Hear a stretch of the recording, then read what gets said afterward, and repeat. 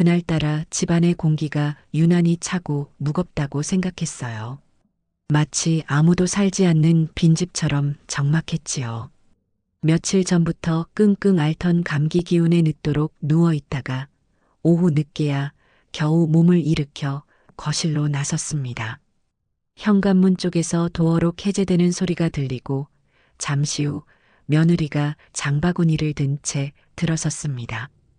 어딘지 모르게 뻣뻣한 얼굴, 제 눈치를 살피는 기색이 역력했습니다. 평소 같으면 거들떠보지도 않으면서 굳이 제게 와서 어머니, 몸은 좀 어떠세요? 하고 묻는 목소리가 가식적으로 들렸어요. 그리고 깨달았습니다.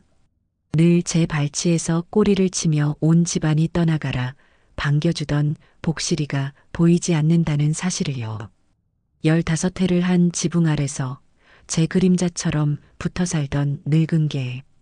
먼저 간 영감의 마지막 흔적이자 이 삭막한 집에서 유일하게 제 마음을 알아주던 녀석이었는데 말입니다. 복실이는 어디 갔냐? 제 목소리가 생각보다 날카롭게 나갔나 봅니다. 며느리는 들고 있던 장바구니를 식탁 위에 신경질적으로 툭 내려놓으며 대답했습니다. 그 말투는 항상 날이 시퍼렇게 선 칼날 같았지요. 어머니, 걔 이제 없어요. 마치 많은 친구가 마당 있는 집으로 이사 갔다고 해서 좋은 기회다 싶어 그리로 보냈어요. 환경이 여기가 비할 데 없이 좋대요. 늙은 개가 아파트에서 사는 것보다 훨씬 낫죠. 순간 세상이 빙 도는 기분이었습니다. 머리를 둔기로 세게 얻어맞은 것처럼 귀가 멍멍했어요. 내게는 단 한마디의 상의도 없이 살아있는 생명을, 그것도 내 반쪽이나 마찬가지인 녀석을 헌 옷까지 치우듯 처분해버린 겁니다. 뭐, 그걸 왜 내 멋대로 보내? 누구 마음대로. 그게 어떤 녀석인데. 애써 눌러왔던 감정이 터져 나오며 목소리가 격하게 떨렸습니다. 그러자 며느리는 기다렸다는 듯이 혹은 이 순간을 예상했다는 듯이 인상을 팍 쓰며 쏘아붙이더군요. 어머니, 솔직히 말씀드릴게요. 냄새나고 털 날려서 제가 얼마나 스트레스 받았는지 아세요? 손주가 요즘 기침하는 것도 다 그게 때문인 것 같고요. 어머니 생각만 하실 게 아니라 이 집에서 같이 사는 우리 생각도 좀 해주셔야 하는 거 아니에요? 기가 막혀서 말이 나오지 않았습니다.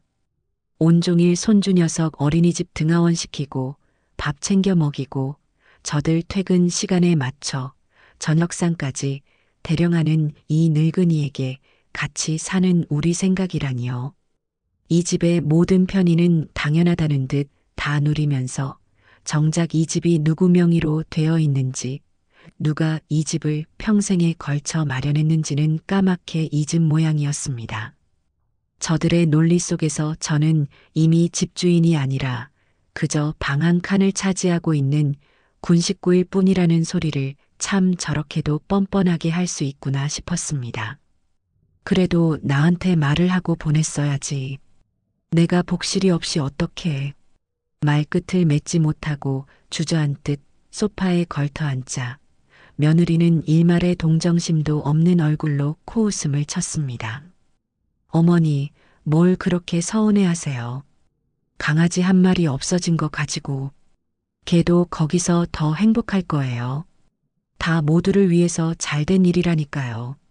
더 이상 대화를 이어갈 힘도 의미도 없었어요. 저녁 준비를 해야 한다는 핑계를 대며 부엌으로 쏙 들어가 버리는 며느리의 뒷모습을 망연히 바라보았습니다. 잠시 후 퇴근한 아들에게 이 사실을 털어놓았지만 아들의 반응은 더 저를 절망하게 만들었습니다. 에이 엄마, 잘됐네. 진작 보냈어야 했어. 걔 때문에 집에서 냄새나고 당신도 맨날 걔 뒤치다꺼리 하느라 힘들었잖아. 이 사람이 당신 편하게 해주려고 그런 건데 뭘 그렇게 속상해해. 아들의 말은 비수가 되어 제 심장을 꿰뚫었습니다. 편하게 해주려고? 제 의사는 조금도 존중하지 않은 채 제 분신 같은 존재를 내다버린 것이 저를 편하게 해주려는 행동이란 말입니까? 그들 부부에게 저는 이미 슬픔이나 상실감 같은 감정을 느낄 자격조차 없는 그저 돌봐야 할 귀찮은 대상일 뿐이었습니다. 그날 밤 저는 텅 비어버린 복실이의 낡은 방석을 끌어안고 소리 없이 울었습니다. 방석에는 아직 복실이의 채취가 희미하게 남아 있었어요. 십수년 전 장마철에 비를 맞고 골목에서 덜덜 떨고 있던 강아지를 영감이 품에 안고 들어왔지요. 우리 집 복덩이가 되라고 복실이라 짓새하며 웃던 영감의 얼굴이 눈앞에 어른거렸습니다. 영감이 세상을 떠난 후 저는 복실이를 보며 그 빈자리를 견뎌냈습니다. 그런데 이제 그 마지막 온기마저 빼앗겨버린 겁니다. 이건 단순한 경고가 아니었어요. 다음 차례는 기어이 나일 것이라는 서늘한 확신, 곧 닥쳐올 현실이라는 공포가 온몸을 옥죄는 것 같았습니다.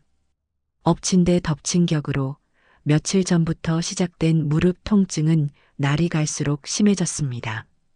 계단을 오르내릴 때는 물론이고 밤에 자려고 누우면 뼛속까지 시리고 욱신거려 잠을 이룰 수가 없었지요. 비가 오려는 날이면 어김없이 뼈마디가 비명을 질러댔습니다. 아들에게 병원에 좀 데려다 달라고 몇 번이나 말했지만 알았어요. 시간 날 때요라는 대답만 반복할 뿐이었습니다. 그런 아들보다 먼저 나선 것은 뜻밖에도 며느리였습니다. 어머니, 병원 가봐야 돈만 깨져요. 제가 아는 약사한테 물어봐서 관절에 직방인 약 사왔어요. 이거 비싼 거니까 아침 저녁으로 꼬박꼬박 챙겨 드세요. 평소 제 약값 한 푼 나가는 것에도 얼굴을 찌푸리던 애가 생전 안 하던 짓을 하니 의아했지만 한편으로는 그래도 양심은 있나 보지 하는 신락 같은 기대를 했습니다.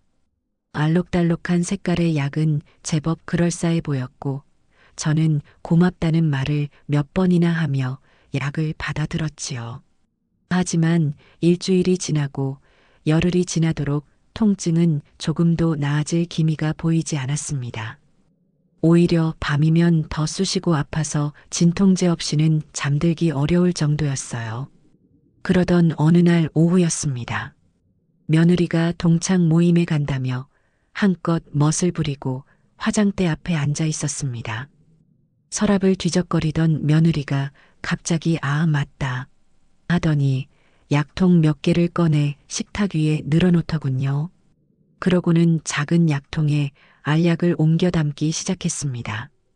제가 먹고 있는 것과 똑같은 약 상자에서 알약을 몇 개 꺼내 담고 그 옆에 있던 아주 고급스러운 금박 무늬의 다른 약 상자에서도 약을 꺼내 담았습니다.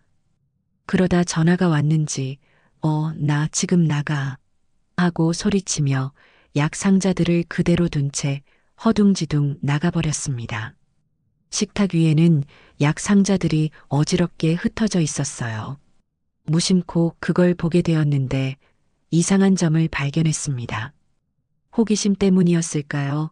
아니면 불길한 예감 때문이었을까요? 저는 저도 모르게 며느리가 급히 챙기던 그 금박 상자로 손을 뻗었습니다.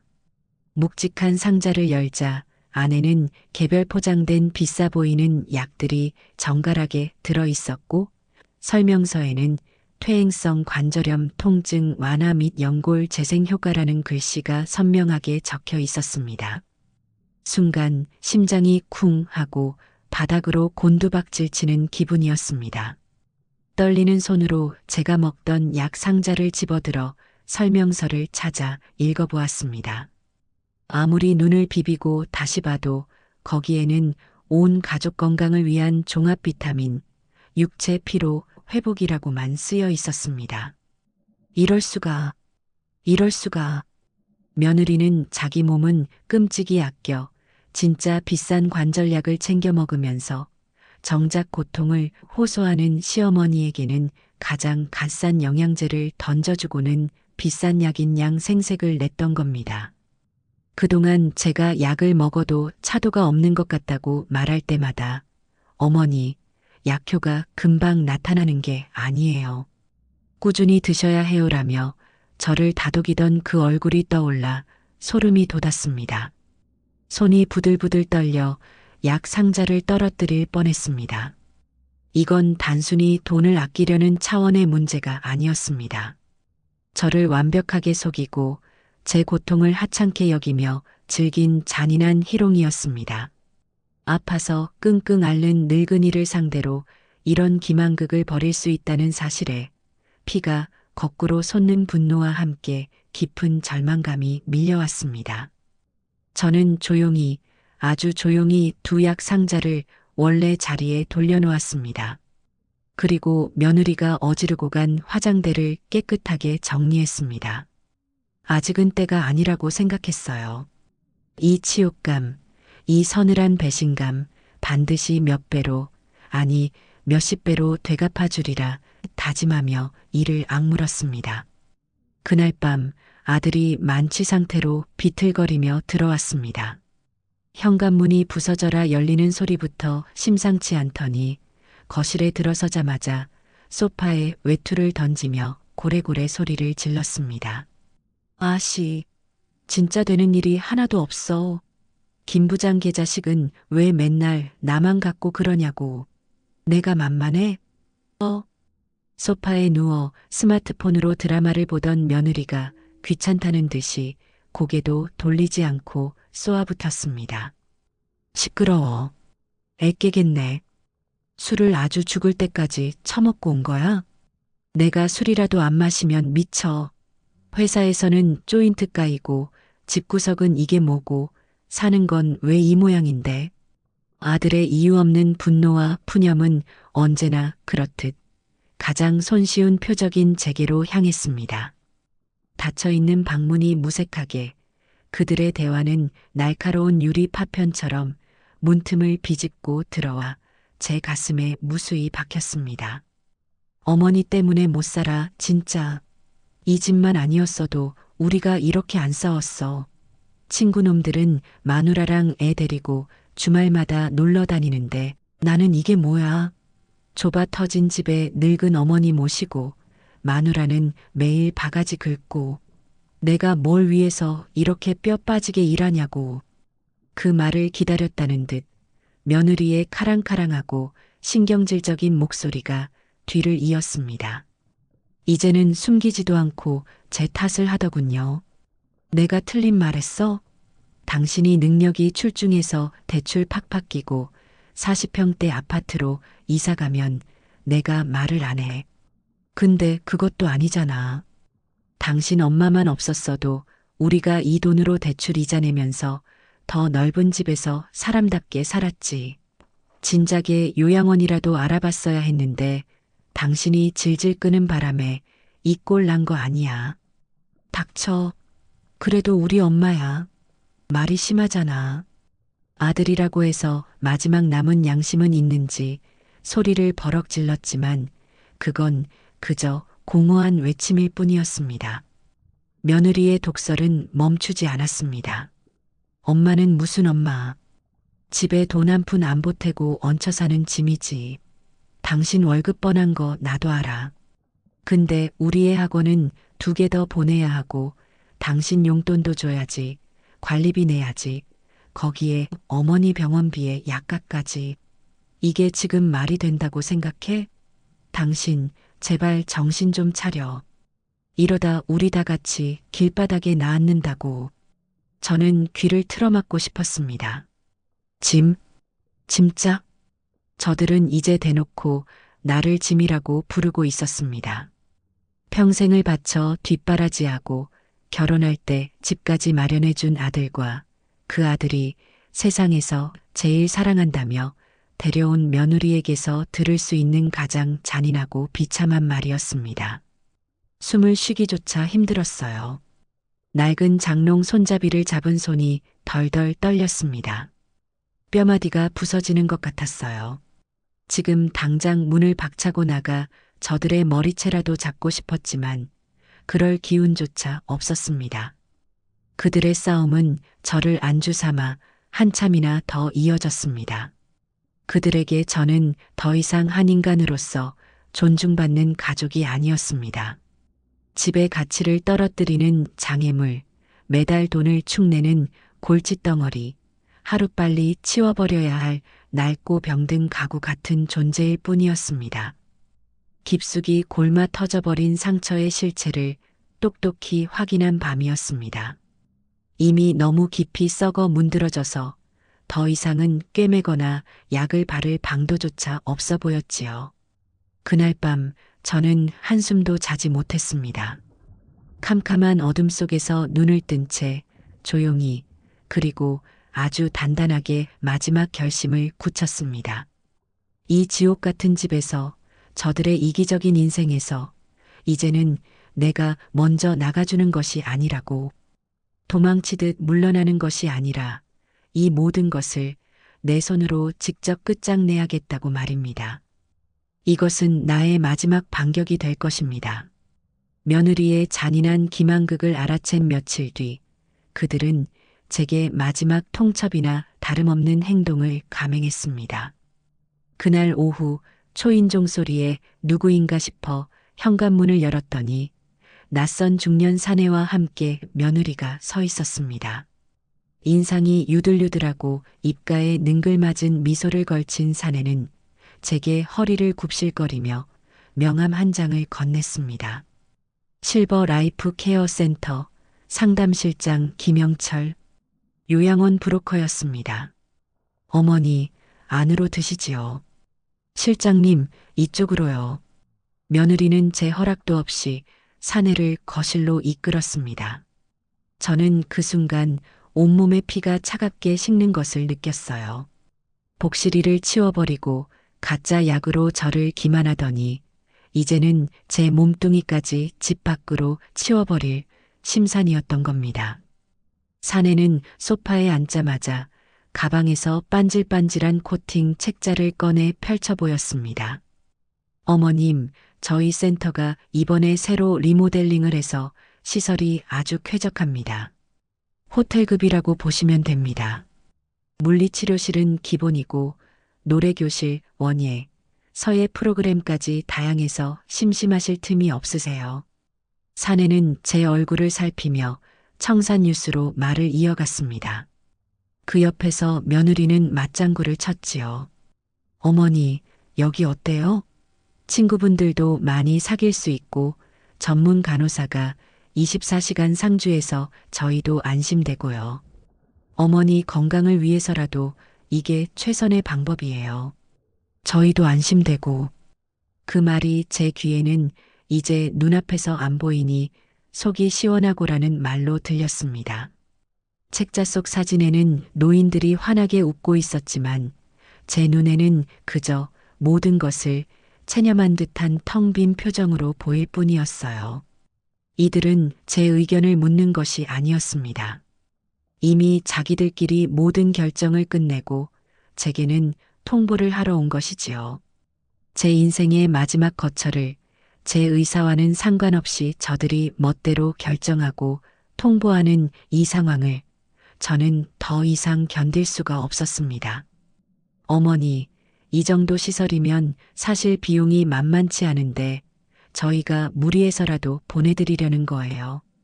저희 마음 아시죠? 며느리의 그 가증스러운 말에 저는 식탁 위에 놓여있던 찻잔을 들어 그대로 거실 바닥에 내던졌습니다. 쨍그랑 날카로운 파열음과 함께 찻잔이 산산조각 났습니다. 놀란 사내와 며느리의 시선이 제게로 향했습니다. 이것들이 진짜 미쳤나? 여기가 어디라고 사람을 물건 팔아넘기듯 흥정하려 들어. 저는 자리에서 벌떡 일어나 그들을 노려보며 소리쳤습니다. 제 안에서 무언가 단단히 끊어져 버리는 소리가 들렸어요. 누가 이런 데를 간다고 했어. 내 집에서 내 발로 걸어나갈 때까지는 누구도 나한테 이래라 저래라 할 수 없어. 당장 이 집에서 둘 다 나가. 제 기세에 눌렸는지 며느리는 얼굴이 벌개져서 어머니, 왜 이러세요? 손님 앞에서 하고 소리쳤고 브로커 사내는 눈치를 보며 슬금슬금 가방을 챙겼습니다. 저는 현관문을 활짝 열고 소리쳤습니다.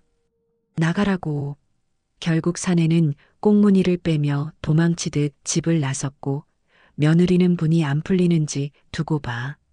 정말 후회하게 될 테니까 하는 악담을 남기고는 방으로 들어가 버렸습니다.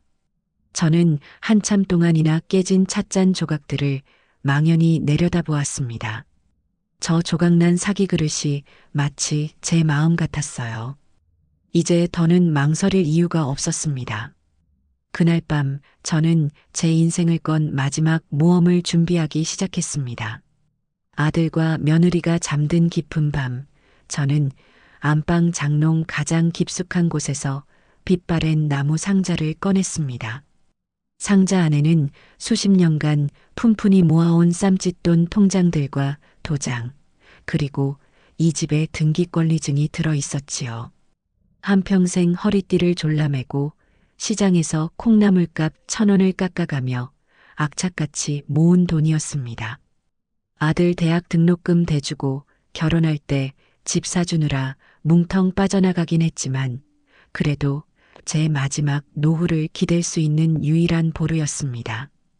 다음 날 아침 저는 몸이 아프다는 핑계를 대고 방에 틀어박혀 있었습니다. 며느리는 어제 일로 단단히 화가 났는지 제 방문 앞에는 와보지도 않더군요. 그들이 모두 출근하고 손주까지 어린이집에 간 것을 확인한 뒤에야 저는 조용히 집을 나섰습니다. 가장 먼저 은행으로 향했어요. 거래하던 은행 4군데를 모두 돌며 통장에 있던 돈을 전액 현금으로 찾아달라고 했습니다. 창구 직원이 몇 번이나 보이스피싱은 아닌지 무슨 일이 있는 건지 물었지만 저는 단호하게 괜찮다고 말했습니다. 두툼한 5만원권 뭉치들이 종이 가방 안에 차곡차곡 쌓여갈 때 저는 두려움보다는 오히려 기묘한 해방감을 느꼈습니다. 이것은 이제 더 이상 그들이 호시탐탐 노릴 수 없는 오롯이 저만의 것이었습니다. 돈 가방을 들고 집으로 돌아온 저는 마지막으로 전쟁 준비를 했습니다. 평생 한 번 입을까 말까 해서 장롱에 고이 모셔두었던 가장 좋은 외출복을 꺼내 입었습니다. 조금은 촌스러울지 몰라도 제게는 마지막 싸움에 나서는 장수의 갑옷과도 같았어요. 그리고 수화기를 들어 부동산 중개인과 예전에 아들 가게 문제로 한번 상담을 받았던 법무사에게 전화를 걸었습니다. 목소리가 조금 떨렸지만 할 말은 분명하고 단호하게 전했습니다. 오늘 집을 팔려고 합니다. 와서 도와주십시오. 약속한 시간에 부동산 중개인과 법무사가 도착했습니다. 저는 그들을 거실 소파에 앉히고 잠시 후 퇴근해서 돌아올 아들 내외를 기다렸습니다. 얼마 지나지 않아 현관문이 열리고 아들과 며느리가 들어섰습니다. 거실에 앉아있는 낯선 사람들과 평소와는 다른 제 옷차림을 본 그들의 얼굴에 당혹감이 스쳐 지나갔습니다. 어머니, 이분들은 누구세요? 아들의 물음에 저는 탁자 위에 올려두었던 집문서, 즉 등기권리증을 그들 앞으로 밀어놓으며 입을 열었습니다. 이 집 오늘부로 내놓는다. 그리고 너희들은 오늘 안으로 짐 싸서 이 집에서 나가. 제 말의 의미를 파악하는 데는 그리 오랜 시간이 걸리지 않았습니다. 며느리의 얼굴이 새하얗게 질렸고 아들은 믿을 수 없다는 듯 제게 다가와 팔을 붙잡았습니다. 엄마, 이게 무슨 소리야? 갑자기 집을 팔다니 미쳤어? 여기가 어디라고? 저는 그 손을 매몰차게 뿌리쳤습니다. 그리고 평생 한 번도 지어본 적 없는 차가운 표정으로 아들을 똑바로 쳐다보며 말했습니다. 어디긴 내 집이지. 평생 너를 위해 희생한 이 어미를 짐짝 취급하고 요양원에 쳐넣으려던 너희들에게는 단 한 평도 나눠줄 수 없는 내 집. 이제 와서 엄마 소리가 그렇게 쉽게 나오나? 제 싸늘한 목소리에 아들은 할 말을 잃었고 며느리는 그제야 상황 파악이 됐는지 비명을 지르듯 소리쳤습니다. 어머니, 어떻게 저희한테 이러실 수 있어요? 이건 무효예요. 하지만 옆에 있던 법무사가 조용히 입을 열었습니다. 이 집은 법적으로 온전히 박희자 여사님 단독 명의의 재산입니다. 재산 처분에 대한 모든 권리는 여사님께 있습니다. 두 분은 엄밀히 말해 거주인일 뿐 어떠한 법적 권리도 주장하실 수 없습니다. 전문가의 냉정한 말에 그들의 얼굴은 절망으로 일그러졌습니다. 드디어 길고 긴 싸움의 방아쇠가 당겨진 것입니다. 재선언 이후 집안은 그야말로 아수라장이 되었습니다. 아들은 엄마 제발 정신 차려. 우리 어디 가서 살라고. 라며 제게 매달렸고 며느리는 독한 할망구 자식한테 어떻게 이럴 수가 있어. 천벌 받을 거야. 라며 저주에 가까운 악담을 퍼부었습니다. 하지만 제 마음은 이미 단단하게 굳어버린 뒤였습니다. 지난 수십 년간 속으로만 사겨왔던 서름과 분노가 이제는 그 어떤 동정심도 허락하지 않는 강철 같은 갑옷이 되어 저를 지켜주고 있었어요. 천벌, 내가 너희 도와주고 밥해 먹이고 뒤치다꺼리하며 산 세월이 얼만데 그 세월을 헌신짝처럼 내버린 너희들이 받아야 할 게 천벌 아니냐? 제 반박에 며느리는 잠시 말문이 막히는 듯 하더니 더욱 악에 받쳐 소리쳤습니다. 그래서요. 자식 키우는 게 무슨 벼슬이에요? 세상 부모들 다 하는 일이잖아요. 그걸로 평생 유세 떨면서 이제는 우리를 길바닥에 나앉게 만들어요? 유세? 내가 너희한테 유세 떤 적 있더냐? 그저 늙은 어미 아픈 것 좀 돌봐달라고 따뜻한 말 한마디 해달라고 한 게 전부다. 그걸 짐짝 취급한 게 누구인데. 우리의 고성은 한참 동안이나 집안을 울렸습니다. 부동산 중개인과 법무사는 난처한 표정으로 서 있었지만 저는 아랑곳하지 않았습니다. 이 지옥 같은 상황을 저들의 민낯을 똑똑히 보여주고 싶었습니다. 결국 법무사가 나서서 상황을 정리했습니다. 법적으로 이틀의 유예기간을 드리겠습니다. 이틀 안에 짐을 모두 빼지 않으시면 강제 집행 절차에 들어갈 수밖에 없습니다. 그 말에 아들 내외는 더 이상 저항할 수 없다는 것을 깨달았는지 망연자실한 표정으로 주저앉았습니다. 다음 날부터 그들은 짐을 싸기 시작했습니다. 하지만 그건 짐을 싸는 것이 아니라 마치 전쟁터에서 전리품을 챙기듯 한 모습이었어요. 이건 내가 결혼할 때 해온 거니까 내 거야. 이 소파는 내 월급으로 산 거잖아. 당신이 왜 손대? 하며 서로를 향해 으르렁거렸습니다. 그 와중에도 며느리는 제가 아끼던 녹그릇 세트나 작은 폐물들을 몰래 자기 가방에 쑤셔 넣으려다 제게 발각되었습니다. 그 손 못 놔? 그거 내 것 아니야. 어머니, 이건 그냥 주시면 안 돼요? 어차피 혼자 사실 건데 이런 게 다 무슨 소용이에요. 뻔뻔하게 되묻는 며느리의 모습에 저는 실소했습니다. 도둑 신보도 유분수지. 내 눈앞에서 내 물건을 훔쳐가려고 해? 제가 중개인을 부르겠다고 소리치자 며느리는 그제야 마지못해 물건들을 내려놓으며 저를 죽일 듯이 쏘아보았습니다. 그 눈빛에는 일말의 죄책감도 미안함도 없었습니다. 오직 탐욕과 원망만이 가득했지요. 가장 견디기 힘들었던 순간은 아무것도 모르는 손주가 제게 와서 매달릴 때였습니다. 유치원에서 돌아온 아이는 이삿짐 센터 상자로 어지러운 집안을 보며 울먹였습니다. 할머니, 우리 어디 가요? 왜 짐 싸요? 나 할머니랑 계속 같이 살고 싶어요. 조망만 한 손으로 제 옷자락을 붙잡고 우는 아이를 보니 가슴이 미어졌습니다. 하지만 그때 며느리가 아이를 보란 듯이 제게서 획 잡아 끌었습니다. 그러고는 저를 향해 비웃음 섞인 목소리로 말했지요. 맞지? 당신이 지금 무슨 짓을 하고 있는지, 이 어린애한테 평생 지울 수 없는 상처를 주는 건 바로 당신이야, 어머니. 당신 욕심 때문에 애가 뭘 보고 배우겠어. 아이를 방패 삼아 제 죄책감을 자극하려는 비열한 수법이었습니다. 그 순간 저는 알았습니다. 지금 여기서 무너지면, 저 아이의 눈물에 마음이 약해지면 저는 평생 저들의 노예로, 짐짝으로 살아가게 될 것이라는 것을요. 저는 독하게 마음먹고 아이의 눈을 외면했습니다.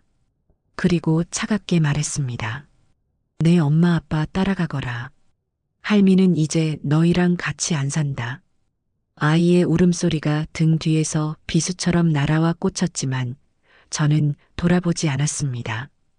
이틀 뒤 그들은 마지막 짐까지 챙겨 집을 떠났습니다. 텅 빈 집에는 저 혼자 덩그러니 남았지요. 곧 집을 사겠다는 사람이 나타나 계약은 일사천리로 진행되었습니다.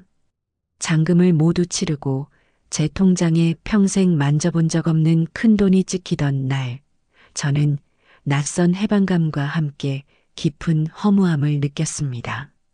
그리고 며칠 후 우체부에게서 등기우편 하나를 건네받았습니다.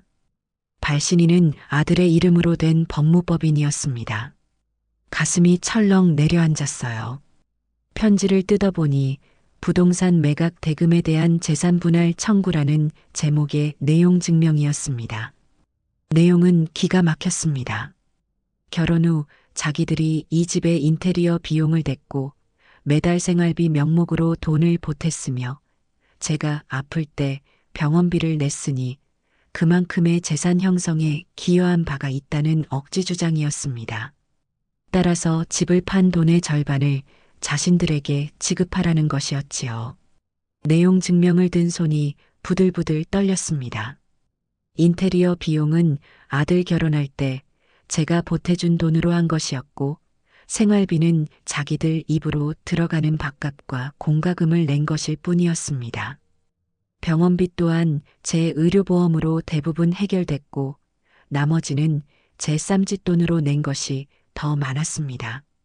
이들은 자신들의 모든 지출을 재산 형성 기여분으로 둔갑시켜 제 마지막 남은 돈까지 빼앗으려 하고 있었습니다. 돈 앞에서 부모 자식 간의 천류는 이렇게나 쉽게 산산조각이 나버린 것입니다. 저는 내용 증명을 구겨 쥔 채 한참 동안이나 자리에 서 있었습니다. 좋아요, 해보자는 거지. 어디 한번 끝까지 가보자. 그때부터 제 머릿속은 복수가 아닌 전쟁을 준비하기 시작했습니다. 아들 내외가 보낸 가짜는 내용 증명은 제게 남은 마지막 미련마저 불태워버린 불쏘시개가 되었습니다. 저는 더 이상 슬퍼하거나 분노하며 시간을 낭비하지 않기로 했어요. 그들이 법으로 나온다면 저 역시 법으로 맞서야 했습니다. 그것도 아주 지독하고 철저하게 말입니다. 저는 수소문을 시작했습니다. 주변 사람들에게 묻고 인터넷을 뒤져가며 이혼이나 재산 분쟁 소송에서 가장 독하고 승률이 높다는 변호사를 찾아 나섰습니다. 며칠간의 탐문 끝에 저는 독사라는 별명을 가진 한 여성 변호사의 사무실을 찾아갔습니다. 사무실은 화려하지 않았지만 벽면을 가득 채운 승소 기록들이 그녀의 실력을 증명해주고 있었지요.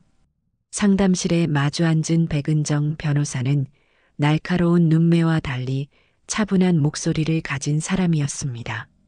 저는 그녀 앞에서 제 인생의 지난 몇 년을, 그리고 지금의 상황을 숨김없이 털어놓았습니다. 복실이 이야기부터 가짜 약, 요양원 브로커, 그리고 마지막 내용 증명까지 이야기를 마쳤을 때 저는 떨리는 목소리로 말했습니다. 변호사님, 저는 단순히 제 돈을 지키고 싶은 게 아닙니다. 저는 저것들의 그 더럽고 이기적인 근성을 뿌리 뽑고 싶습니다. 제가 평생 받아온 서름과 모욕을 법이라는 이름으로 되갚아주고 싶어요. 제가 이길 수 있겠습니까? 제 눈빛을 가만히 들여다보던 백 변호사는 잠시 생각에 잠기더니 이내 흥미롭다는 듯 희미한 미소를 지으며 말했습니다. 어머님, 이기실 수 있습니다. 다만 싸움이 아주 지저분해질 겁니다. 진흙탕에서 뒹굴 각오 되어 있으십니까? 각오랄 게 뭐 있겠습니까? 이미 제 인생이 진흙탕인걸요. 더러워질 게 남아있기나 한지 모르겠습니다. 제 대답에 백 변호사는 만족스러운 표정을 지으며 고개를 끄덕였습니다. 좋습니다. 그럼 지금부터 전쟁 준비를 시작하죠. 그녀는 제게 앞으로 해야 할 일들을 명확하게 지시하기 시작했습니다. 가장 중요한 것은 증거입니다. 그들의 주장을 반박하고 역으로 우리가 그들의 잘못을 입증할 수 있는 모든 증거를 긁어 모아야 합니다. 그녀의 조언에 따라 저는 과거의 상자를 열기 시작했습니다. 이것은 고통스러운 기억을 되새기는 일이면서 동시에 복수를 위한 무기를 벼리는 과정이기도 했습니다. 가장 먼저 찾아낸 것은 먼지 쌓인 서류함 깊숙한 곳에 있던 낡은 차용증이었습니다. 5년 전 아들이 가게를 확장해야 한다며 제게 손을 벌렸을 때 받아두었던 것이었지요. 엄마, 이 돈은 3년 안에 반드시 갚을게. 하던 아들의 목소리가 생생했습니다. 하지만 아들은 단 한 푼도 갚지 않았고 저는 그 사실을 애써 잊고 살았습니다. 이제 이 낡은 종이 쪼가리는 아들의 파렴치함을 증명할 가장 강력한 증거가 될 것이었습니다. 다음은 며느리의 차례였습니다. 저는 백 변호사의 도움을 받아 지난 몇 년간의 제 신용카드 사용 내역서를 모두 발급받았습니다. 내역서에는 제가 알지 못하는 사용 기록들이 빼곡했습니다. 제가 한 번도 가본 적 없는 고급 레스토랑, 백화점 명품관, 피부관리실, 며느리는 제 카드를 마치 자기 카드처럼 쓰면서 뒤에서는 제게 생활비가 부족하다고 투덜댔던 겁니다. 심지어 손주 학원비라며 결제한 내역 중 일부는 유령 학원이거나 실제 비용보다 부풀려져 있었습니다. 그 뻔뻔하고 치밀한 사기 행각에 헛웃음이 나올 지경이었어요. 마지막으로 가장 결정적인 무기를 준비했습니다. 저는 그들이 저를 무시하고 구박할 때마다 혹시나 하는 마음에 낡은 녹음기에 그 대화들을 녹음해 두곤 했습니다. 그땐 그저 너무 억울해서 언젠가 아들에게 들려주며 내 아내가 나한테 이렇게까지 한다고 하소연이라도 해볼 요량이었습니다. 이제 그 서러운 기록들이 법정에서 진실을 외칠 가장 강력한 증인이 되어줄 참이었습니다. 어머니 때문에 못 살아. 그냥 짐이지, 짐. 빨리 요양원이라도 알아봐. 그들의 날 것 그대로의 목소리가 녹음기에서 흘러나올 때마다 가슴이 저며왔지만 저는 눈물을 삼키며 증거 목록에 추가했습니다. 모든 증거 수집을 마친 뒤 저는 백 변호사와 함께 반격의 칼을 빼들었습니다. 우리는 아들 내외가 제기한 재산 분할 청구 소송에 맞서 부양 의무 불이행 및 사기, 재산 편취를 근거로 한 반소를 제기했습니다. 소장에는 그들의 파렴치한 행각 하나하나를 날짜와 증거까지 첨부하여 상세히 기록했습니다. 제가 그들에게 바라는 것은 돈이 아니었습니다. 오직 법의 이름으로 내려지는 유죄라는 선고, 그리고 그들의 위선적인 가면을 만천하에 벗겨내는 것뿐이었습니다. 며칠 후 법원으로부터 반소소장을 받아든 아들에게서 전화가 걸려왔습니다. 그의 목소리는 분노와 당혹감으로 심하게 떨리고 있었어요. 엄마, 지금 뭐 하는 짓이야? 어떻게 아들을 상대로 소송을 걸어? 그것도 사기꾼으로 몰아서? 정말 이럴 거야? 저는 아주 차분하고 냉정한 목소리로 대답했습니다. 나는 없는 사실을 말하지 않았다. 내가 보낸 내용 증명에 대한 내 대답이다. 조용히 돈 몇 푼 쥐어주고 끝낼 수 있을 거라 생각했다면 큰 착각이야.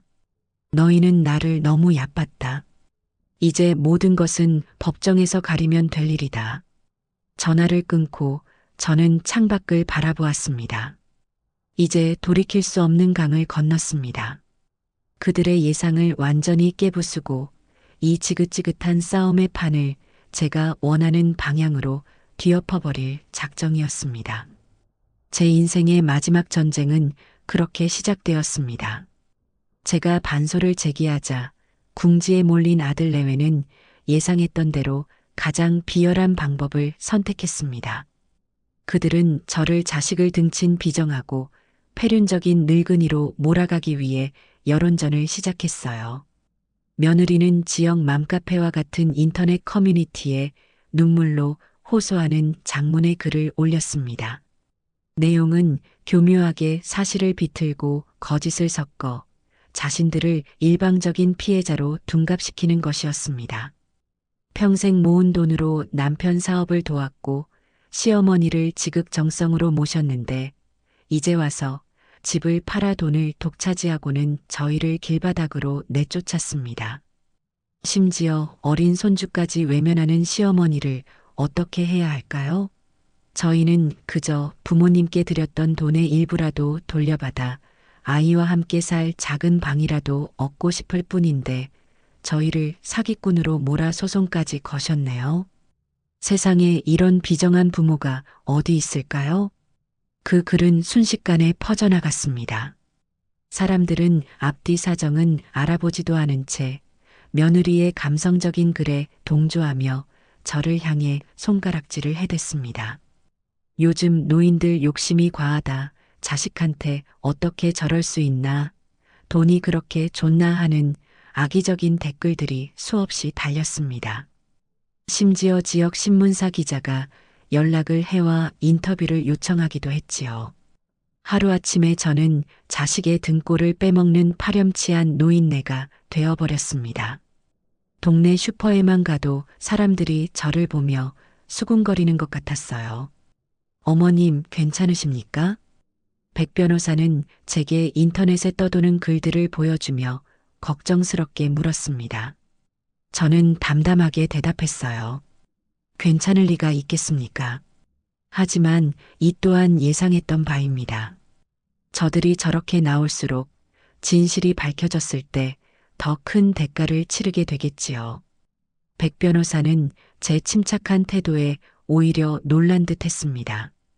우리는 즉시 반박 준비에 들어갔습니다. 아들에게 빌려준 돈의 차용증, 며느리가 제 카드를 무단으로 사용한 내역, 그리고 그들의 폭언이 담긴 녹음 파일까지 우리가 가진 모든 증거를 정리하여 반박 자료를 만들었습니다. 아직은 때가 아니었습니다. 이 무기들은 가장 결정적인 순간 법정에서 사용해야 했습니다. 얼마 후 법원의 주재하에 조정 기일이 잡혔습니다. 조정실에 들어서자 아들 내외는 약속이라도 한 듯 눈이 퉁퉁 부은 채로 앉아 있었습니다. 조정위원이 들어서자 며느리는 기다렸다는 듯이 눈물을 뚝뚝 흘리며 거짓 연기를 펼치기 시작했습니다. 위원님, 저희는 정말 어머니와 싸우고 싶지 않습니다. 저희가 조금이라도 서운하게 해드린 점이 있다면 정말 죄송합니다. 하지만 저희도 너무 억울합니다. 저희 어머니가 예전에는 저러지 않으셨는데 갑자기 왜 저렇게 변하셨는지 모르겠습니다. 그 옆에서 아들은 고개를 푹 숙인 채 저희가 다 잘못했습니다. 어머니, 제발 소송만은 취하해 주세요. 저희 그냥 예전처럼 같이 살면 안 될까요? 하며 동정심을 유발했습니다. 그들의 위선적인 모습에 구역질이 치밀어 올랐습니다. 조정위원들마저 그들의 연기에 조금은 마음이 흔들리는 듯한 눈치였어요. 바로 그때 백 변호사가 조용히 손을 들고 말했습니다. 위원님, 원고 측의 주장이 진심인지 확인할 수 있는 자료가 있습니다. 잠시 들어주시겠습니까? 백 변호사는 제게 눈짓을 보냈고 저는 품 안에 있던 작은 녹음기를 꺼내 재생 버튼을 눌렀습니다. 조정실 안에는 정적이 흘렀고 이내 아들의 고함 소리가 울려 퍼졌습니다. 어머니 때문에 못 살아, 진짜. 이 집만 아니었어도 우리가 이렇게 안 싸웠어. 곧이어 며느리의 날카로운 목소리가 뒤를 이었습니다. 웃기네. 돈 달라고 엄마 찾아가자고 한 건 당신 아니야? 집에 돈 한 푼 안 보태고 얹혀 사는 짐이지. 당신 엄마만 없었어도 우리가 이 고생은 안 했지.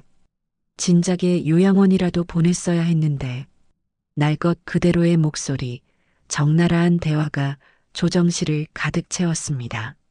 조정위원들의 표정이 굳어졌고 방금까지 눈물 연기를 하던 아들 내외의 얼굴은 새하얗게 질려버렸습니다. 저는 녹음기를 끄고 그들을 똑바로 쳐다보며 말했습니다. 이게 너희들의 진심 아니냐? 그런데 이제 와서 누구 앞에서 눈물 연기를 하는 게야. 조정은 그대로 결렬되었습니다. 조정실을 나오자 아들 내외는 제게 달려와 엄마 어떻게 그런 걸 녹음할 수가 있어. 정말 너무하네. 하고 소리쳤지만 저는 아무 대꾸도 없이 그들을 지나쳐버렸습니다. 이 사건은 우리 싸움의 중요한 분기점이 되었습니다. 백 변호사는 이 기회를 놓치지 않고 더 깊숙이 파고들기 시작했어요. 그녀는 자신이 고용한 사람을 통해 며느리의 과거를 조사했습니다. 그리고 며칠 뒤 충격적인 사실을 알아냈습니다. 며느리가 아들과 결혼하기 전 부모님 몰래 사업을 하다 진 빚이 상당했고 그 빚을 갚기 위해 여러 남자와 복잡한 관계를 맺어왔다는 것이었습니다. 심지어 아들을 만날 당시에도 그 관계가 완전히 정리되지 않았다는 정황까지 포착되었지요. 다음 변론 기일 백 변호사는 이 사실을 법정에서 공개했습니다. 물론 직접적인 증거는 아니었지만 며느리의 평소 행실과 신뢰도에 치명타를 입히기에는 충분했습니다. 피고 박희자 여사님의 카드를 무단으로 사용하고 생활비를 부풀려 착복한 원고의 행적은 결혼 전부터 이어져 온 금전 문제 및 채무와 무관하다고 보기 어렵습니다. 백 변호사의 차분한 설명에 며느리는 거짓말이야. 저건 사실이 아니에요. 하고 비명을 질렀지만 방청석에 앉아있던 아들의 표정은 완전히 무너져 내리고 있었습니다. 그는 충격과 배신감에 휩싸인 얼굴로 아내와 저 그리고 변호사를 번갈아 쳐다보았습니다. 그 순간 저는 보았습니다.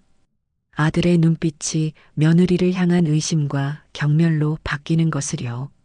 견고해 보였던 그들의 탐욕스러운 연대가 마침내 안에서부터 무너져 내리기 시작한 것입니다. 진흙탕 싸움은 이제 그들 부부 사이의 지옥으로 번져가고 있었습니다.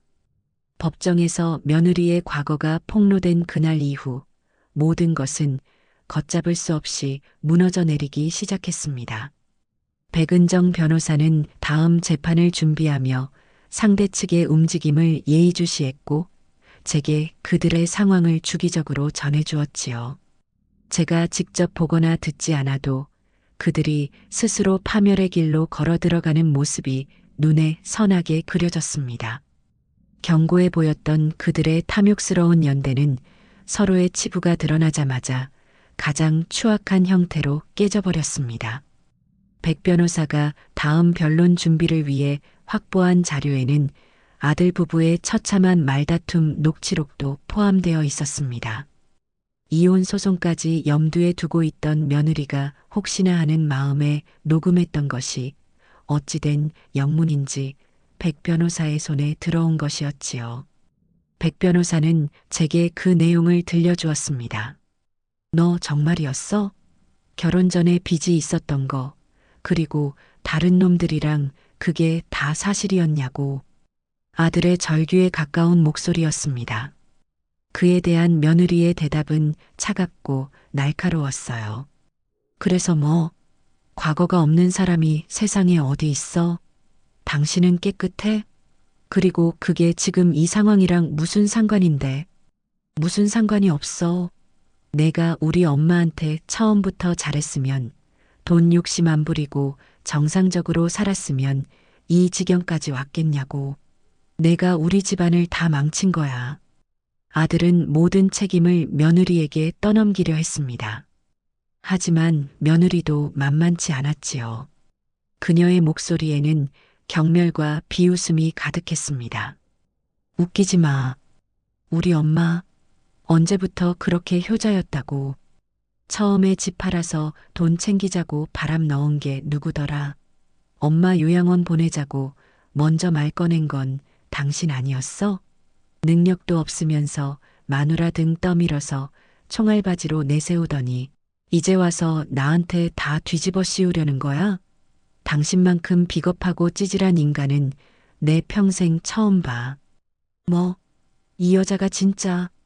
녹음 파일은 험한 욕설과 무언가 부서지는 소리로 끝이 났습니다. 그걸 듣고 있는 제 마음은 이상하리만치 평온했습니다. 통쾌하다거나 고소하다는 감정보다는 그저 올 것이 왔구나 하는 체념에 가까웠어요. 서로의 이익을 위해 뭉쳤던 그들은 그 이익이 사라지자 서로를 가장 먼저 물어뜯는 짐승이 되어버린 겁니다. 그들의 집은 이제 더 이상 사람이 사는 공간이 아니라 서로를 향한 증오와 책임 전가만이 들끓는 작은 지옥이 되었을 테지요. 며느리의 복수는 거기서 그치지 않았습니다. 며칠 뒤 백 변호사에게서 다급한 연락이 왔습니다. 며느리가 아들의 회사까지 찾아가 깽판을 쳤다는 것이었습니다. 백 변호사가 확보한 회사 동료의 증언에 따르면 그날의 풍경은 실로 대단했다고 합니다. 며느리는 점심시간에 맞춰 회사 로비로 들이닥쳐 아들의 이름을 부르며 악을 쓰기 시작했습니다. 여기 이기적인 마마보이에 무능력한 남편인 박종수 씨 어디 있습니까? 다들 와서 이 인간의 실체 좀 보세요. 사람들이 웅성거리며 모여들자 며느리는 더욱 목청을 높였습니다. 이 인간이요. 늙은 시어머니 재산 뺏으려고 온갖 패륜적인 짓을 벌이다가 이제는 집안을 아주 말아먹게 생겼어요. 마누라랑 자식은 길바닥에 나앉게 생겼는데 자기는 회사에서 멀쩡한 척 일하고 있는 꼴을 제가 더는 못 보겠습니다. 그녀는 준비해온 유인물까지 사람들에게 뿌렸습니다. 유인물에는 자신들의 소송 이야기와 함께 아들을 패륜나 가정 파괴범으로 매도하는 자극적인 문구들이 가득했다고 해요. 아들은 사색이 되어 달려나와 며느리의 입을 막으려 했지만 이미 엎질러진 물이었습니다. 그들의 추악한 집안 싸움은 회사 전체의 가십거리가 되었고 회사의 이미지를 중시하던 보수적인 임원들의 귀에까지 들어갔습니다. 결과는 불을 보듯 뻔했습니다. 아들은 그날 이후 회사에서 완전히 신임을 잃었고 동료들 사이에서도 고립되었습니다. 중요한 프로젝트에서 줄줄이 배제되더니 결국에는 상사에게 불려가 알아서 정리하는 게 어떻겠냐는 권고 사직을 당하고 말았습니다. 평생을 그 회사에 바쳤다며 자부심이 대단했던 아들이었습니다. 그 마지막 자존심마저 자신이 선택한 아내의 손에 의해 산산조각이 나버린 것입니다. 이 소식을 전해 들었을 때 제 마음속에서는 복잡한 감정이 휘몰아쳤습니다. 솔직히 말해 아주 조금은 통쾌한 마음도 들었습니다. 하지만 그보다는 깊은 허무함이 더 컸어요. 저렇게까지 망가뜨리고 싶었던 것은 아니었는데 그저 그들의 잘못을 깨닫게 해주고 싶었을 뿐인데 일이 제 생각보다 훨씬 더 나쁜 방향으로만 흘러가는 것 같아 마음이 무거웠습니다. 하지만 아들의 추락은 거기서 멈추지 않았습니다. 직장까지 잃고 사회적으로 매장당하자 그는 완전히 무너져 내렸습니다. 아내는 매일같이 그를 무능력하다며 비난했고 그는 술로 하루하루를 보냈다고 합니다. 그러던 어느 날 백 변호사가 조심스럽게 새로운 소식을 전했습니다. 아들이 사체에 손을 대기 시작했다는 것이었습니다. 아무래도 예전에 사업을 하던 경험 때문에 쉽게 돈을 벌 수 있다는 허황된 생각을 하는 것 같습니다. 주식이나 코인, 노름에 빠져든 정황이 있습니다. 사채업자들이 벌써부터 집 주변을 어슬렁거린다는 이야기도 들리고요. 백 변호사의 말을 듣는 순간 가슴이 철렁 내려앉았습니다. 안 된다. 그것만은. 노름과 사채, 그것은 사람을 어디까지 망가뜨릴 수 있는지 저는 너무나도 잘 알고 있었습니다. 오래전 제 친정아버지가 그렇게 집안을 풍비박산 냈었으니까요. 저는 백 변호사에게 아들의 그 자금이 어디서 났는지 물었습니다. 돌아온 대답은 저를 다시 한번 절망에 빠뜨렸습니다. 아마 부인께서 가지고 있던 돈인 것 같습니다. 결혼 전에 모아두었던 돈이나 혹은 백 변호사는 말을 흐렸지만 저는 그 의미를 알아챌 수 있었습니다. 며느리가 남몰래 숨겨두었던 돈, 어쩌면 제 카드에서 빼돌렸던 돈일지도 모를 그 돈까지 아들이 노름으로 탕진하고 있었던 겁니다. 그들은 이제 서로의 발목에 쇠사슬을 묶고 함께 파멸의 늪으로 걸어 들어가고 있었습니다.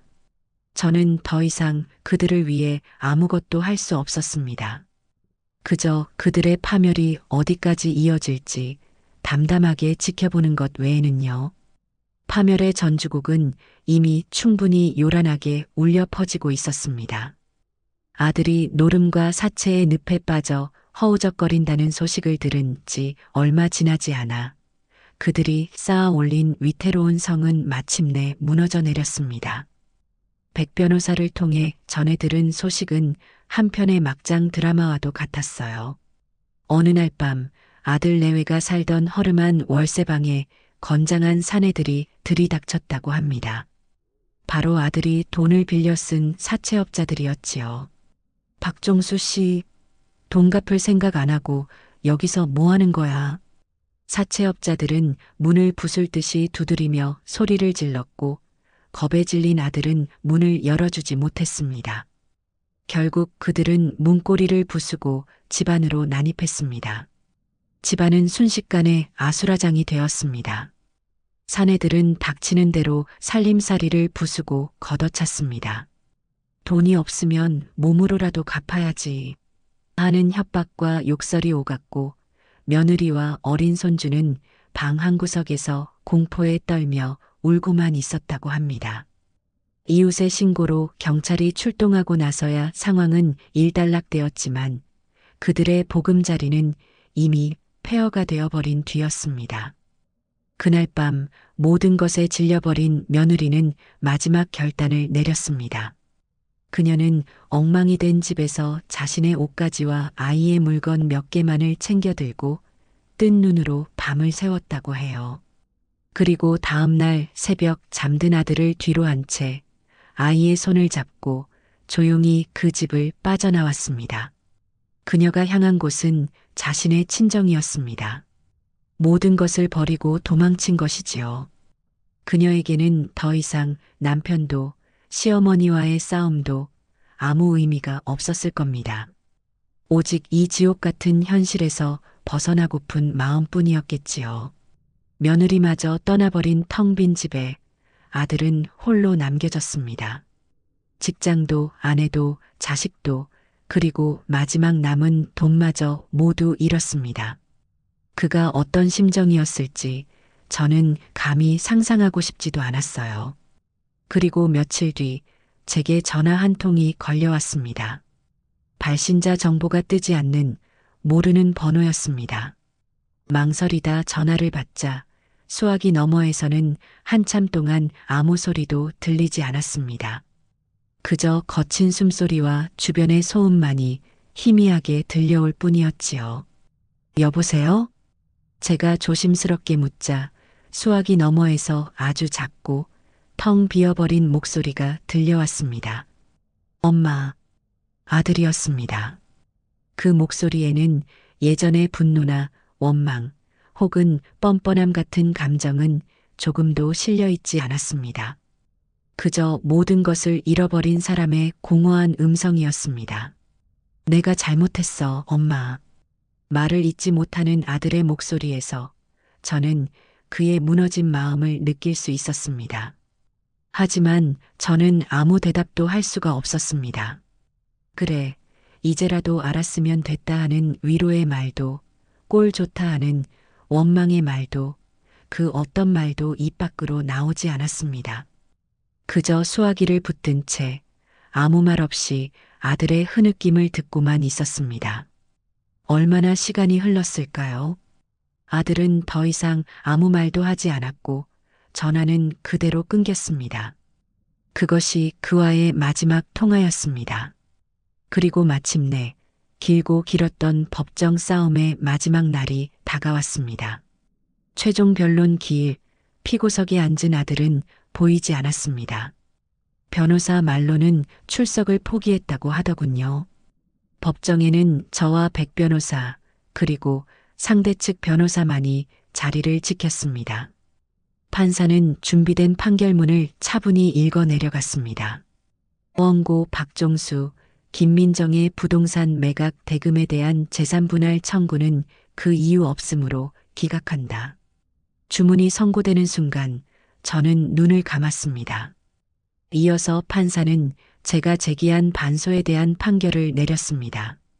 또한 피고 박 기자에게 행한 부양 의무 불이행 및 정신적 고통에 대한 손해배상 책임을 인정하여 원고들은 연대하여 피고에게 위자료 3천만 원을 지급할 것을 명한다.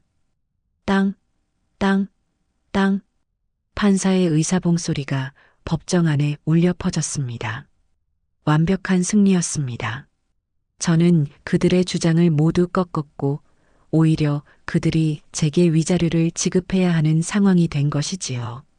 재판이 끝나고 백 변호사는 제 손을 잡으며 고생하셨습니다. 어머님, 정말 대단하세요 하고 말해주었습니다. 하지만 제 마음은 조금도 기쁘지 않았습니다.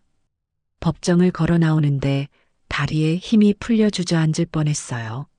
저는 모든 것을 걸고 싸웠고 결국 전쟁에서 이겼습니다. 하지만 제 손에 남은 것은 폐허가 된 성과, 산산조각난 가족, 그리고 깊은 상처뿐이었습니다. 승리의 대가는 너무나도 비참하고 허무했습니다. 저는 텅 빈 법원 복도에 서서 한참 동안이나 아무 생각도 할 수 없었습니다. 이제 정말 모든 것이 끝났다는 생각만이 머릿속을 맴돌았습니다. 법정 싸움이 끝난 후 저는 한동안 깊은 무력감에 시달렸습니다. 전쟁에서는 이겼지만 마음속에는 아무것도 남지 않은 폐허만이 휑하게 자리하고 있었지요. 아들과 며느리가 살던 제 평생의 추억이 담겼던 그 집을 처분한 돈은 통장에 그대로 있었지만 그 돈을 어떻게 써야 할지조차 막막했습니다. 이 돈 때문에 결국 아들은 모든 것을 잃고 길바닥에 나앉게 된 것이나 마찬가지였으니까요. 저는 더 이상 그 시끄러운 도시에서 살고 싶지 않았습니다. 백 변호사의 도움을 받아 저는 집을 판 큰돈의 대부분을 누구도 쉽게 손댈 수 없는 안전한 신탁에 맡겼습니다. 그리고 최소한의 돈으로 도시에서 조금 떨어진 조용한 교외에 작은 오피스텔 하나를 얻었습니다. 가구라고는 작은 침대와 식탁, 낡은 텔레비전 하나가 전부였어요. 텅 빈 공간에 홀로 앉아 있으니 제 인생이 꼭 이 방 같다는 생각이 들었습니다. 많은 것을 잃어버리고 이제는 정말 조촐한 것들만 남았구나 싶었지요. 하지만 이상하게도 마음은 편안했습니다. 더 이상 누구의 눈치도 볼 필요가 없고 누구를 위해 밥을 차리지 않아도 되었습니다. 오롯이 저 혼자만의 공간, 저 혼자만의 시간이었습니다. 혼자만의 생활에 익숙해질 무렵 저는 우연히 동네를 산책하다가 작은 고아원 앞을 지나게 되었습니다. 은행나무 보육원이라는 팻말이 붙은 곳이었지요. 담장 너머로 아이들의 왁자지껄한 웃음소리가 들려왔습니다. 저도 모르게 발걸음을 멈추고 한참 동안 그 소리를 듣고 있었어요. 제 손주는 지금 어디서 어떻게 지내고 있을까 하는 생각이 문득 들었습니다. 며칠을 망설이다 저는 용기를 내어 보육원의 문을 두드렸습니다. 원장님은 갑작스러운 저의 방문에도 친절하게 저를 맞아주셨지요. 저는 그저 아이들 밥이라도 한 끼 해주는 봉사활동을 하고 싶다고 말씀드렸습니다. 특별한 기술도 가진 것도 없는 늙은이지만 평생 해온 것이 밥 짓는 일이었으니까요. 원장님은 제 진심을 알아주셨는지 흔쾌히 허락해 주셨습니다. 다음 날부터 저는 보육원 주방으로 출근하기 시작했습니다. 처음에는 아이들도 저를 낯설어하고 저 역시 아이들을 어떻게 대해야 할지 몰라 서먹했습니다. 하지만 매일같이 따뜻한 밥과 반찬을 만들어 내어주자 아이들이 조금씩 제게 마음을 열기 시작했어요. 할머니, 오늘 반찬 진짜 맛있어요. 할머니, 내일은 계란말이 해주세요. 아무런 대가도 계산도 없이 그저 할머니라고 부르며 제게 와서 안기는 아이들의 순수한 모습에 제 마음속 얼어붙었던 무언가가 조금씩 녹아내리는 것을 느꼈습니다. 아이들의 재롱을 보며 웃고 서툰 글씨로 쓴 감사 편지를 받아들고는 남몰래 눈물을 훔치기도 했습니다. 가족에게서 받지 못했던 온기를 저는 이 작은 아이들에게서 받고 있었던 겁니다. 그러던 어느 날 저는 문득 복실이 생각을 떠올렸습니다. 며느리가 친구네 집으로 보냈다던 내 늙은 강아지. 그 말이 거짓말일 수도 있다는 생각은 왜 못했을까요? 저는 백 변호사에게 마지막으로 한 가지 부탁을 했습니다. 며느리의 행적을 추적해서 혹시 복실이를 어디에 보냈는지 알아봐 달라는 것이었습니다. 제게는 이제 그 녀석이 마지막 남은 가족이나 마찬가지였으니까요. 며칠 뒤 백 변호사에게서 연락이 왔습니다. 그녀의 목소리는 무척이나 침통했어요. 며느리는 복실이를 친구 집에 보낸 것이 아니었습니다. 그냥 차에 태워 집에서 한참 떨어진 시골의 한적한 도로에 내려놓고 와버렸다는 것이었습니다. 그 사실을 알게 된 순간 저는 심장이 멎는 듯 했습니다. 어떻게 그 어린 것에게 그런 짓을 할 수가 있었을까요? 하지만 백 변호사는 포기하지 않고 며느리가 복실이를 버렸다는 장소 주변을 수소문했습니다. 그리고 기적 같은 소식을 전해주었지요. 다행히도 그 동네에서 식당을 하는 한 아주머니가 며칠을 굶고 떠돌던 복실이를 거두어 보호하고 있다는 것이었습니다. 저는 그 길로 주소를 받아 택시를 잡아탔습니다. 식당에 도착하자 아주머니는 저를 뒷마당으로 안내했습니다. 그곳 한 구석 낡은 계집 앞에 복실이가 웅크리고 누워 있었습니다. 예전보다 훨씬 마르고 털은 윤기를 잃고 푸석해져 있었지요. 저를 보고도 알아보지 못하는지 그저 힘없이 고개만 들어 저를 쳐다볼 뿐이었습니다. 가슴이 미어졌습니다. 복실아. 제가 떨리는 목소리로 이름을 부르자 녀석의 귀가 움찔하고 움직였습니다. 복실아, 나야. 엄마야. 다시 한번 부르자 녀석은 힘없는 몸을 천천히 일으켰습니다. 그리고는 제게로 다가와 제 다리에 얼굴을 비비며 가냘픈 소리로 낑낑거리기 시작했습니다. 저를 알아본 것입니다. 그 순간 저는 그 자리에 주저앉아 복실이를 끌어안고 목 놓아 울었습니다. 지난 몇 달간, 아니 몇 년간 억눌러왔던 모든 서름과 분노, 허무함이 한꺼번에 터져 나왔습니다. 복실이는 제 품에 안겨 제 눈물을 핥아주었습니다. 마치 저를 위로하는 것 같았어요. 저는 그렇게 한참을 저를 버리지 않은 유일한 존재를 끌어안고 울었습니다. 폐허 위에 서 있던 제게 작고 따뜻한 온기가 돌아온 순간이었습니다. 복실이를 다시 찾아온 후 제 삶은 조금씩 안정을 되찾아갔습니다. 아침이면 복실이를 데리고 조용한 공원을 산책하고 낮에는 보육원에 가서 아이들을 위해 밥을 지었습니다. 저녁에는 텅 빈 오피스텔로 돌아와 복실이와 함께 텔레비전을 보며 시간을 보냈지요. 제 마음속 상처가 완전히 아문 것은 아니었지만 더 이상 과거에 얽매여 스스로를 괴롭히지는 않게 되었습니다. 그러던 어느 날 우편함에 낯선 편지 한 통이 꽂혀 있었습니다. 발신인의 이름은 며느리 김민정이었습니다. 저는 한참 동안 편지를 손에 든 채 망설였습니다. 또 무슨 소리를 하려고 이러는 걸까? 이제 와서 용서를 구하려는 걸까? 복잡한 마음으로 편지 봉투를 뜯었습니다. 하지만 편지의 내용은 제 예상과는 전혀 달랐습니다. 그곳에는 용서를 비는 말도 변명도 원망도 없었습니다. 그저 담담하게 자신의 근황을 전하고 자신의 어리석음을 후회하는 자조 섞인 독백만이 담겨 있었지요. 어머니 민정입니다. 이 편지를 읽으실지 모르겠습니다. 박종수 씨와는 이혼 서류를 정리하고 완전히 남남이 되었습니다. 저는 지금 친정 근처 작은 식당에서 설거지를 하며 아이와 단둘이 살고 있습니다. 처음에는 어머니와 박종수 씨를 많이 원망했습니다. 하지만 혼자 아이를 키우며 돈을 벌어보니 이제야 조금 알 것 같습니다. 제가 얼마나 철이 없었고 얼마나 이기적이었는지를요. 돈이면 모든 것이 해결될 줄 알았고 더 많이 가져야만 행복해질 수 있다고 믿었습니다. 그 어리석은 욕심 때문에 결국 제 인생을 망쳐버렸네요. 어머니께 용서를 구할 자격도 없습니다. 그저 제 아이만큼은 저처럼 살지 않기를 바랄 뿐입니다. 편지를 다 읽고 저는 말없이 창밖을 바라보았습니다. 그녀가 가여웠습니다. 물론 그녀가 제게 한 짓은 결코 용서받을 수 없는 일입니다.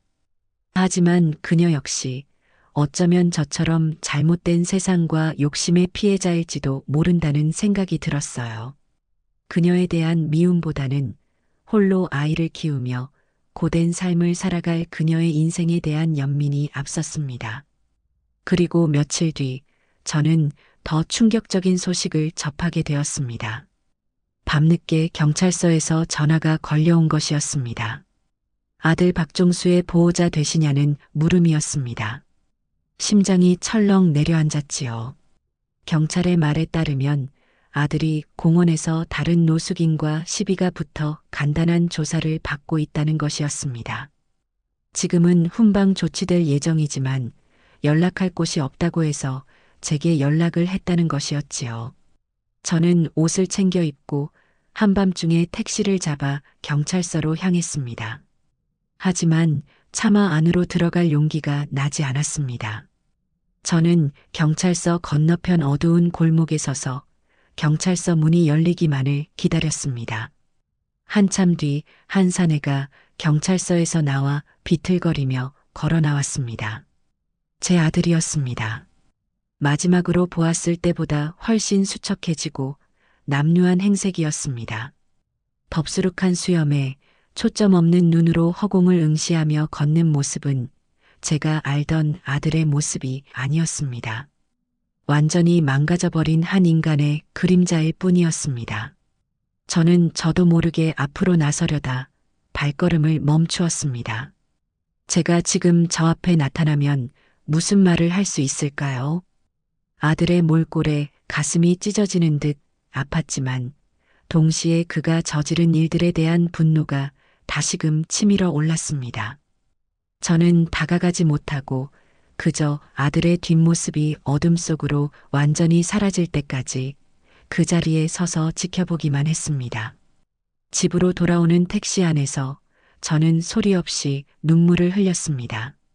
이것이 그가 치러야 할 죗값일지도 모른다고 생각하면서도 어미로서의 마음을 완전히 지워버릴 수는 없었습니다. 며칠을 끙끙 앓듯 고민했습니다. 아들과 며느리는 그들의 죗값을 치르고 있는 것이겠지요. 하지만 그들 사이에서 태어난 어린 손주는 무슨 죄가 있을까요?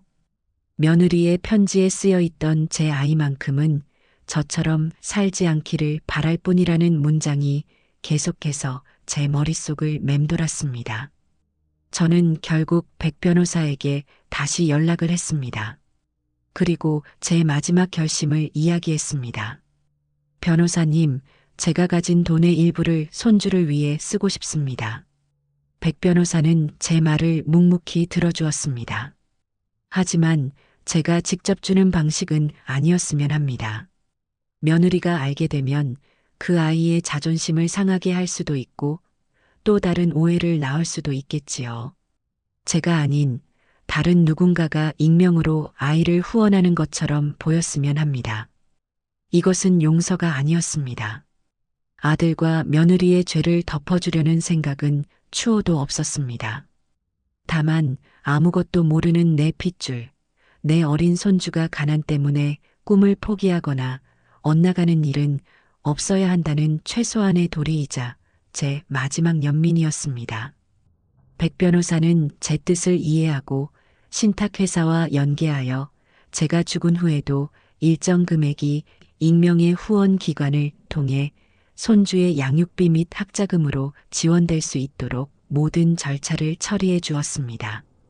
모든 서류 정리를 마친 날, 저는 마음이 한결 가벼워지는 것을 느꼈습니다. 그들에게 진 빚은 없었지만 제 마음속에 남아있던 마지막 짐을 내려놓은 기분이었습니다.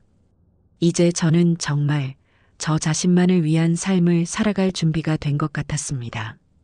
손주를 위한 익명의 후원 절차를 모두 마친 후 저는 제 인생에 남아있던 마지막 앙금을 털어낸 기분이었습니다. 더는 누구를 원망하지도 누구에게 미련을 두지도 않게 되었지요.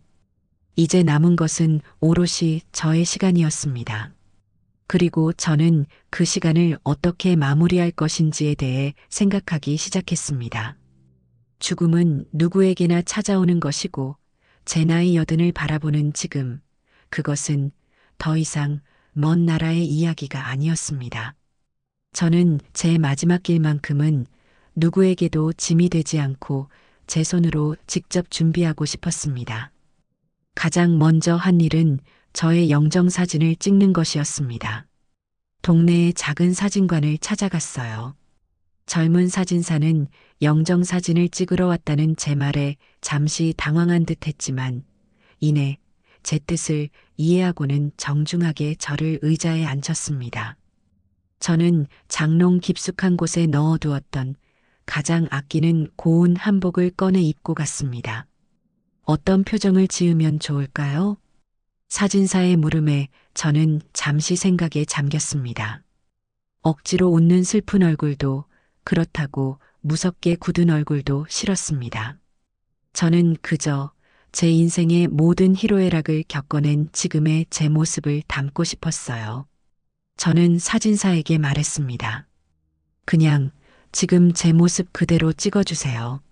너무 슬프지도 너무 기쁘지도 않은 그냥 박희자라는 사람의 얼굴을요. 사진사는 고개를 끄덕였고 몇 번의 조용한 셔터 소리가 들렸습니다. 며칠 뒤에 찾아온 사진 속에 저는 제가 원했던 바로 그 모습으로 앉아 있었습니다. 깊게 팬 주름과 검버섯이 세월의 고단함을 말해주고 있었지만 제 눈빛은 그 어느 때보다도 평온하고 단단해 보였습니다. 저는 그 사진이 무척 마음에 들었습니다. 다음으로는 제 수의를 마련했습니다. 예전에는 자식들이 부모의 수의를 미리 마련해두면 부모가 장수한다고들 했지요. 하지만 제게는 그런 것을 기대할 자식이 없었습니다. 저는 광장시장에 나가 가장 좋은 삼배를 끊어다가 손수 바느질을 시작했습니다. 한 땀 한 땀 정성을 다해 옷을 지으면서 제 지난 인생의 조각들을 꿰매는 듯한 기분이 들었어요. 서럽고 아팠던 기억, 분노로 잠 못 이루던 밤들, 그리고 아이들의 웃음소리에서 얻었던 작은 위로들까지 그 모든 감정이 실과 바늘을 오가며 옷 속으로 스며드는 것 같았습니다. 몇 날 며칠에 걸쳐 완성된 수의는 투박했지만 세상 그 어떤 옷보다 제게 잘 어울리는 옷일 거라 생각했습니다. 저는 잘 마른 수의를 고운 한지에 싸서 장롱 한편에 고이 넣어두었습니다. 마지막으로 저는 장례식장을 찾아가 사전 장례 의향서라는 것을 작성했습니다. 제가 죽으면 치러질 장례의 모든 절차를 미리 정하고 비용까지 지불해 놓는 것이었지요. 장례식장의 직원은 제 인적사항과 가족관계를 묻다가 보호자 란이 비어 있는 것을 보고는 조심스럽게 물었습니다. 홀로 준비하시는 겁니까? 저는 담담하게 대답했습니다. 네. 그래서 미리 와서 계약하는 겁니다. 제가 떠난 뒤에 누구 하나 번거롭게 하고 싶지 않아서요. 복잡한 절차와 예식은 모두 생략했습니다. 그저 저를 아는 몇몇 사람들이 조용히 와서 마지막 인사를 나눌 수 있는 작은 빈소 하나면 충분했습니다. 모든 비용을 완납하고 계약서를 손에 쥐고 나오는데 이상하게도 마음이 후련했습니다. 죽음을 준비하는 것이 이토록 평온한 일일 수도 있다는 것을 저는 그때 처음 알았습니다. 이제 저는 언제라도 가벼운 마음으로 훌훌 떠날 준비가 되었습니다. 제 삶의 시작은 제 의지가 아니었지만 그 끝은 온전히 제 의지대로 마무리될 것이었습니다. 혼자만의 삶은 외로울 때도 있었지만 서서히 새로운 인연들이 그 빈자리를 채워주기 시작했습니다. 제가 매일같이 드나들던 보육원의 원장님과 다른 봉사자분들이 제게는 새로운 이웃이 되어주었지요. 특히 저와 비슷한 연배의 순자 씨는 제게 가장 좋은 말벗이었습니다. 그녀 역시 남편과 일찍 사별하고 자식들은 모두 출가시켜 홀로 살고 있었지요. 우리는 서로의 처지를 누구보다 잘 이해했습니다. 희자 씨, 오늘 저녁에 우리 집 와서 닭죽이나 한 그릇 같이 해. 어제 아이들이랑 백숙 해 먹고 남은 국물이 아주 진국이야. 어머, 그래. 그럼 나는 부추전이라도 부쳐갈게. 비도 오는데 딱 좋겠네. 우리의 만남은 거창하지 않았습니다. 그저 함께 장을 보고 음식을 만들어 나누어 먹고 텔레비전 드라마를 보며 흉을 보는 소소한 일상이 전부였어요. 하지만 그 안에는 아들 내외와 함께 살 때에는 결코 느껴보지 못했던 따뜻한 정과 배려가 있었습니다. 제가 무릎이 쑤신다고 하면 순자 씨는 용하다는 한의원을 수소문해와 함께 가주었고 그녀가 몸살이 나면 제가 죽을 쑤어다 주었습니다. 우리는 서로에게 의지하고 서로의 안위를 걱정하는 새로운 가족이 되어가고 있었습니다. 보육원의 아이들 역시 제 삶의 큰 활력소였습니다. 처음에는 그저 밥이나 해주는 봉사라고 생각했는데 어느새 저는 아이들의 왕할머니가 되어 있었습니다.